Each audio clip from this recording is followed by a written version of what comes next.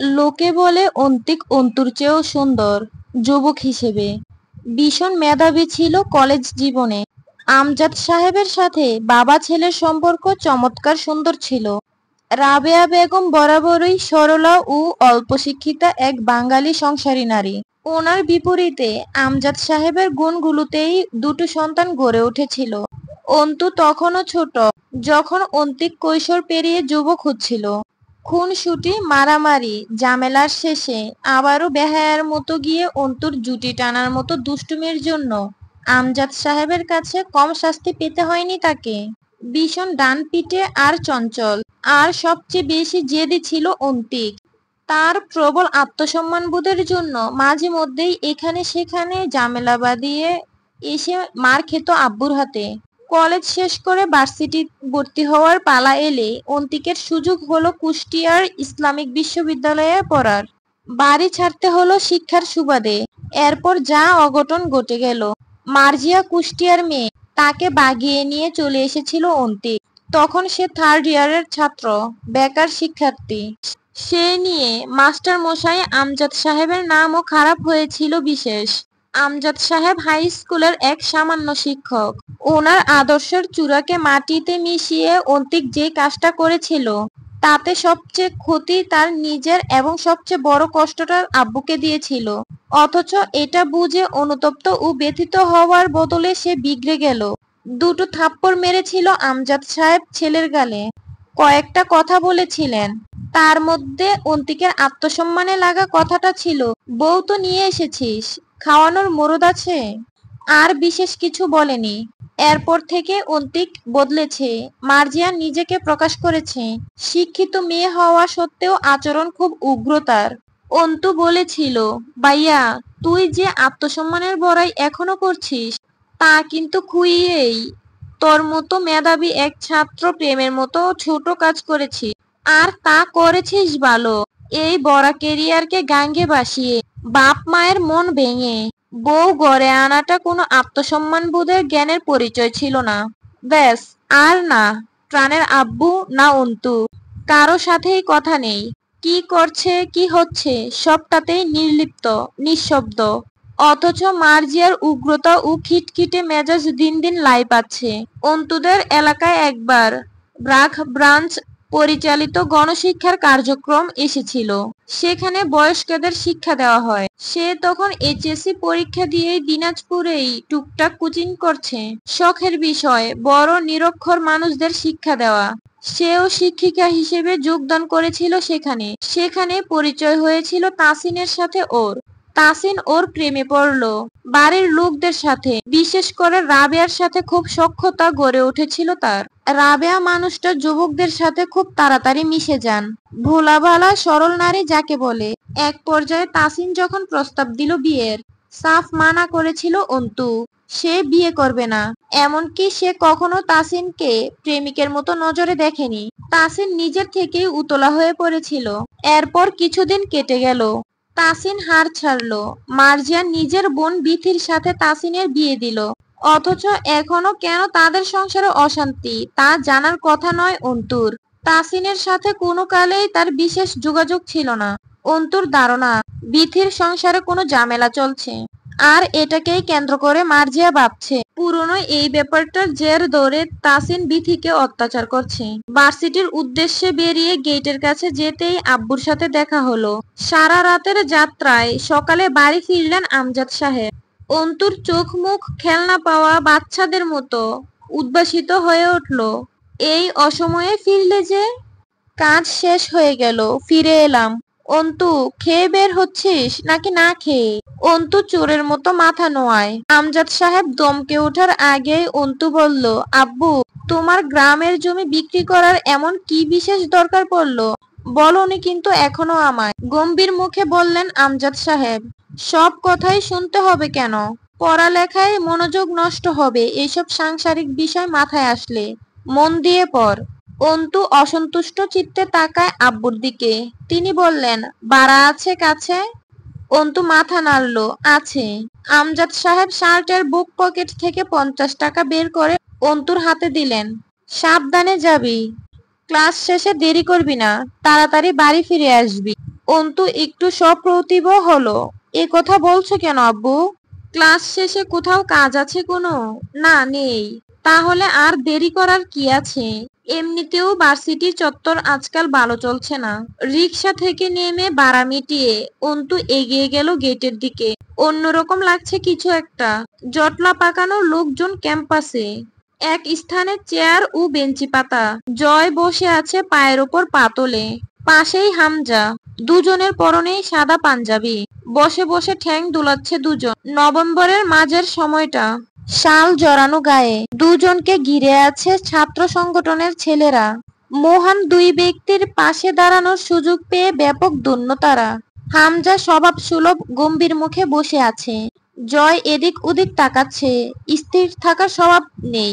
শঙ্কিত বুক নিয়ে বীর ঠেলে ঠুলে একটু ভেতরে ঢুকলো অন্তু। জীর্ণ একটা ময়লা কাপড়ে ঢাকা কোনো মেয়ের শোয়ানো দেহ মাঠের ঘাসের উপর পড়ে আছে। সেই মুহূর্তে কারো ধাক্কায় একটু পিছিয়ে এলো অন্তু। মেয়েটা কি আঁখি? বুকের রক্ত ছলকে উঠল অন্তুর। সালমা খালার মেয়েটা এত সুন্দর। অভিশাপে ঝরে পড়া চাঁদের টুকরো বুঝি। গণ চোখের পাপড়ি যেন এখনই ঝাপটে উঠবে। সেই সুন্দর মুখখানা বিবর্ণ, খামচির দাগে ভর্তি। ঠোঁটের কোণে রক্ত জমাট বেঁধে শক্ত হয়ে গেছে। কালশিটের রং ধারণ করেছে। গাছি গাছি চুল ছিঁড়ে উঠিয়ে ফেলা হয়েছে। বাকি দেহটা এক টুকরো কাপড়ে ঢাকা। সেই কাপড়টুকুর নিচে এতগুলো মানুষের ভিড়ে কোনো এক মেয়ের নগ্ন দেহ পড়ে আছে। অন্তুর মনে হলো সে মানসিক ভারসাম্য হারিয়ে ফেলেছে, যার ফলে শরীরটা বার ছেড়ে দিতে চাইছে। তখন কেউ ধমকে উঠল অন্তুকে, পিছনে সরে দাঁড়ান। এত কাছে এসে দাঁড়াবেন না, সরুন, পিছিয়ে যান। স্পষ্ট বিন্যস্ত ভাষা, বরাট আদেশমূলক কণ্ঠস্বর। কালচে খয়েরি ইন শার্টে একটা ফর্সা মতো পুরুষ অন্তুকে উপেক্ষা করে হাতা গুটাতে গুটাতে গিয়ে লাশের মাথার কাছে বসলো। ইন্সপেক্টর রশিদ ডাকলো তাকে। মুস্তাকিন, আপনার ফোন বাজছে। মুস্তাকিন ভিকটিমের দেহ থেকে চোখ না তুলেই বলল, পরে অ্যাটেন্ড করছি, রেখে দিন। অন্তু বীর ছেড়ে বেরিয়ে এলো। আব্বু রোজ পত্রিকা পড়ে রেখে দেয়, সেখানে এমন ঘটনাগুলো চোখে পড়ে। আজ সেই পত্রিকা বেদ করে প্রথমবার কোনো খুবলে খাওয়া মেয়ের মরদেহ সম্মুখে এসে পড়েছে। এগুলো আসলেই হয়? অন্তু কাঁদে না, আমজাদ সাহেব কাঁদতে শেখাননি, কিন্তু আজ সেসব শিক্ষা কাজে লাগলো না। অন্তুর নেকাবের নিচ দিয়ে জর্জর করে অশ্রু গড়াচ্ছে। আর একটু দূরে এসে মুখের নেকাবটা খুলে ফেললো। ব্যাগের সাইড থেকে পানির বোতল বের করে পানির ছিটা দিল চোখে মুখে। টিস্যু দিয়ে মুখটা মুছে দুটো শ্বাস নিল জোরে জোরে। দমকালো নিজেকে। আশ্চর্য, এত ভঙ্গুর হয়ে পড়েছ কেন তুমি অন্তু? তুমি তো এমন নও। কোথা থেকে যেন সালমা খালা বুক চাপড়ে আহাজারি করতে করতে ছুটে এসে দপ করে বসে পড়লেন মেয়ের লাশের পাশে মাটিতে। অন্তুর চোখ বোধহয় আবার ভরে উঠেছে। নিজের উপর রেগে উঠল অন্তু। কি মুসিবত!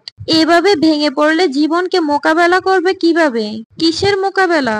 ওই তো একটা মেয়ের ছিন্ন ভিন্ন লাশ পড়ে আছে মাঠের ওপর। অন্তুও তো মেয়ে। জঙ্গলের জানোয়ারেরা কবে যে মানুষের মতো রূপ ধারণ করে মানুষের সমাজে বাস করতে লেগে পড়েছে।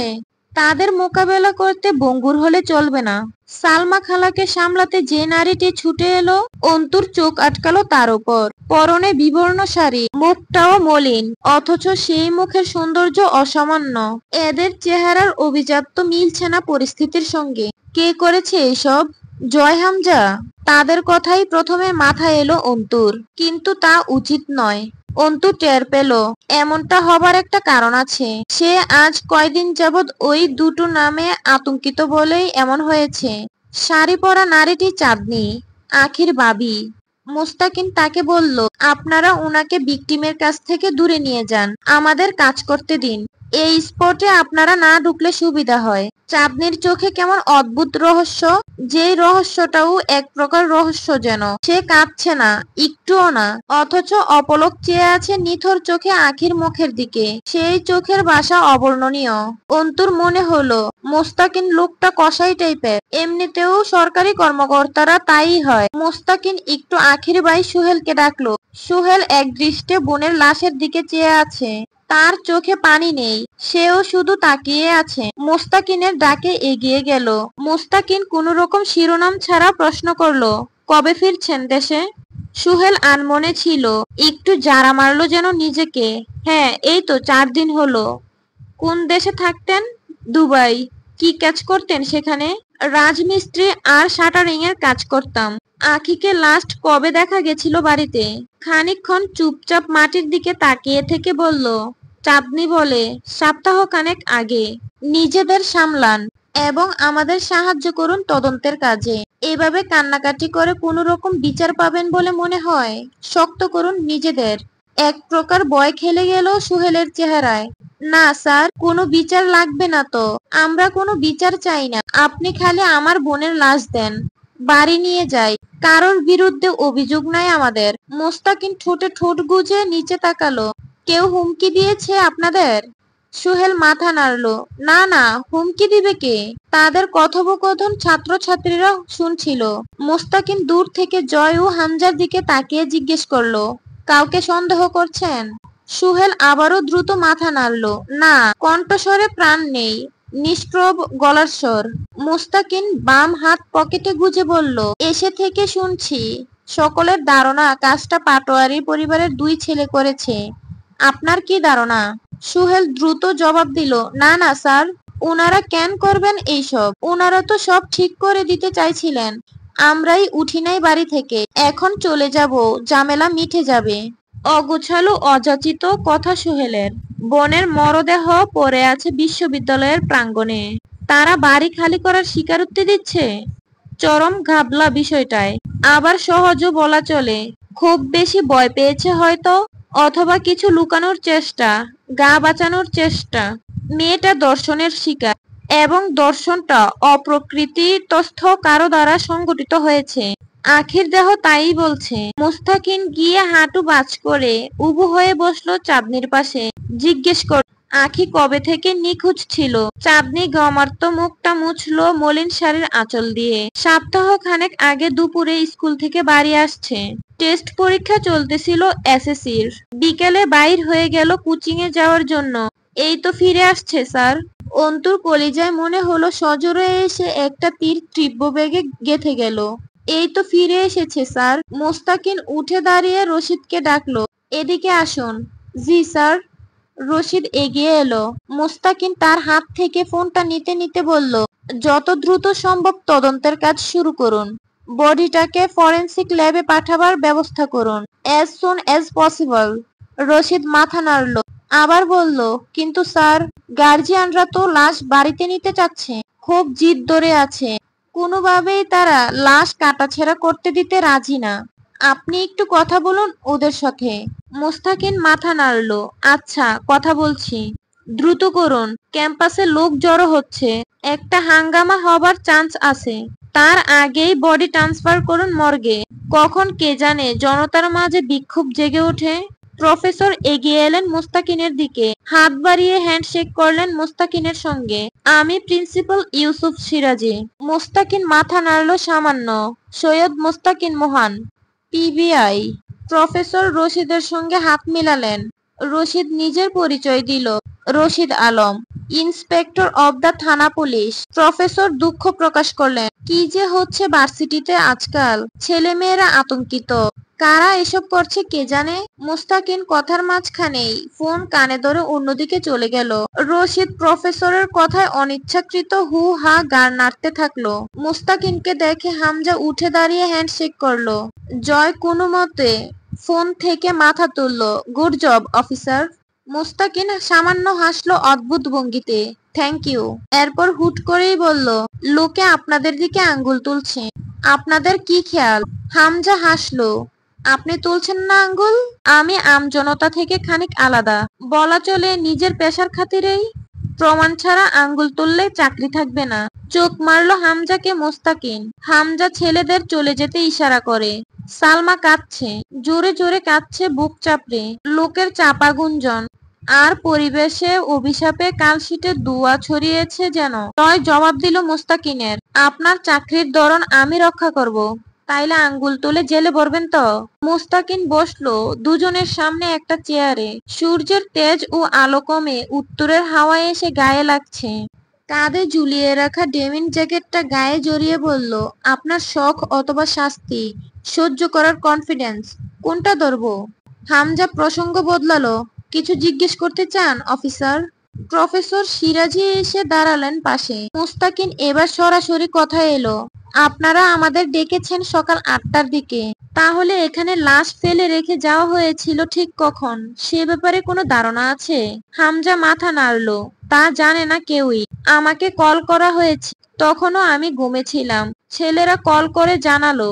জয়ের দিকে ফিরল মুস্তাকিন। জয় মাথা জাকালো, ভাই আমারে জাগায়ে নিয়ে আসছে, আমি ঘুমাচ্ছিলাম। মুস্তাকিন জিজ্ঞেস করলো, আপনারা একসঙ্গে থাকেন? জয় মাথা নাড়লো, উহু, এক বাড়িতে এক ঘরে থাকতাম, লোক বদনাম করবে এই জন্য থাকা হয় না। বদনাম তো আর কম নাই এমনিতেই। হেসে ফেলল মুস্তাকিন, পরে নিজেকে সামলে বলল, লাশ এক্স্যাক্টলি কোথায় ফেলা হয়েছিল সেই জায়গাটা দেখান আমাদের। সেটা তো দেখছেন, বিশ্ববিদ্যালয়ের মেইন প্রাঙ্গণের পেছন দিকটা নির্জন এবং গাছগাছালির ছাওয়া। সেখানে সচরাচর লোকের যাতায়াত এতটাও নেই।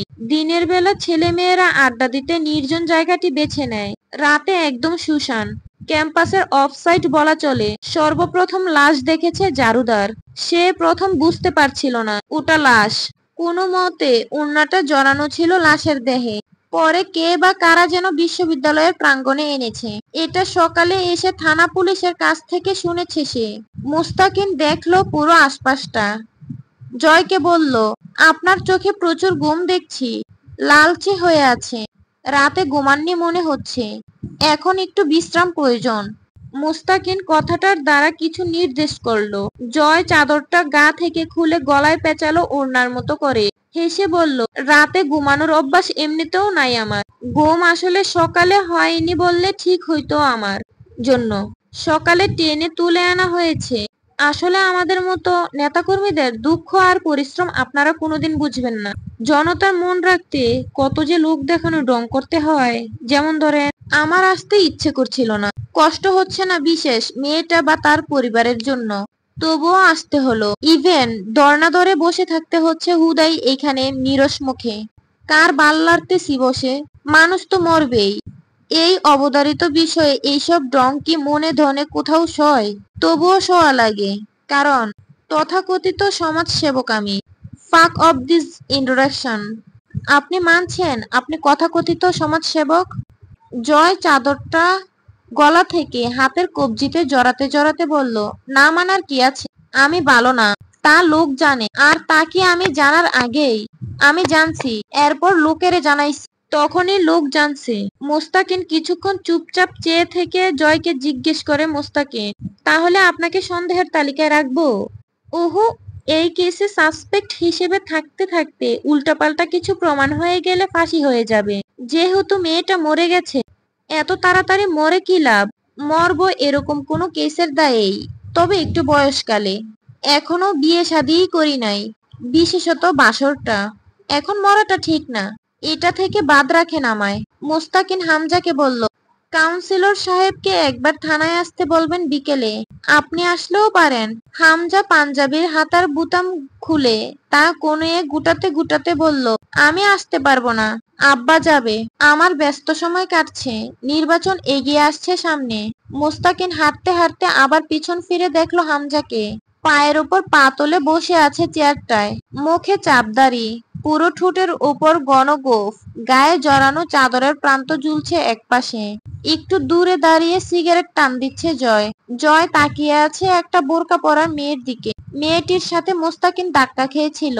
মেয়েটা অপলক চেয়ে আছে আখির লাশের দিকে।